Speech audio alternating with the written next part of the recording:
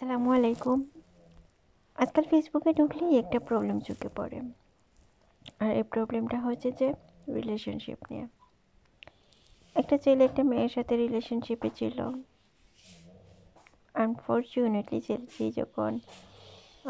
মেয়েটি যখন ছেলেটিকে বিয়ের জন্য বলল, ঠিক তখনই দেখা গেল ছেলেটি বাহানা স্টার্ট করেছে। আচ্ছা, ওকে। দেন মেয়েটি অন্য কোনো বিয়ে না দেখে মেয়েটি ছেলেটির বাসায় চলে গেল। কিন্তু মেয়েটি যখন ছেলেটির বাসায় চলে গেল, ছেলেটি পালিয়ে গেল। দেন মেয়েটি কী করলো? মেয়েটি অনশন স্টার্ট করলো, বলা স্টার্ট করলো যে ও যদি আমাকে বিয়ে না করে তাহলে আমি সুইসাইড করব। তো এই টাইপের মেয়েদেরকে অনেকে আবার সাহসী বলছেন। আসলে কি তাই? একটা মেয়ে একটা ছেলের সাথে রিলেশনশিপে যেতেই পারে, ওকে গেল। কিন্তু মেয়েটির কি করা উচিত? মেয়েটিকে লাভ করা উচিত। মেয়েটির সেলফ রেসপেক্টটাকে ইম্পর্টেন্স দেওয়া উচিত। ও যদি ওর নিজের সেলফ রেসপেক্টটা নিজে বুঝে না, নিজে ইম্পর্টেন্স না দেয়, তাহলে ওর বিএফ কীভাবে দেবে? দিন শেষে ও তো চাইবেই ওর কাছ থেকে চলে যেতে।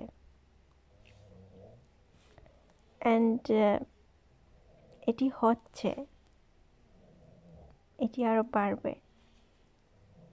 সো মেয়েদের অ্যাকচুয়ালি ওদের সেলফ রেসপেক্ট নিয়ে অনেক বেশি কনসার্ন হওয়া উচিত। অ্যাট ফার্স্ট নিজেদেরকে লাভ করা উচিত, দেন নিজের ভ্যালুটাকে ইম্পর্টেন্স দেওয়া উচিত, নিজের সেলফ রেসপেক্টটাকে খুব বেশি ইম্পর্টেন্স দেওয়া উচিত, খুবই দরকার। কিন্তু কোজ হচ্ছে যে একটা ছেলে যতই বাজে হোক না কেন, ওর বউ হিসেবে একটা ভালো মেয়ে চায়। তো এই ভালো মেয়েটা কিন্তু জিএফআর থাকে না। দ্যাটস ওয়াই বিয়েটা করতে এতটা প্রবলেম হয়।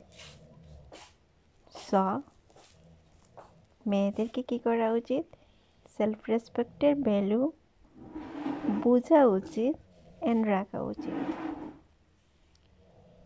আরেকটা কথা হচ্ছে, কিউরিসিটি কিন্তু সবার বেলায় থাকে। সো আমরা কিউরিসিটিটা বুঝবো, কিউরিসিটির ভ্যালুটা বুঝবো, তাহলে এরকম সিচুয়েশনে পড়তে হবে না।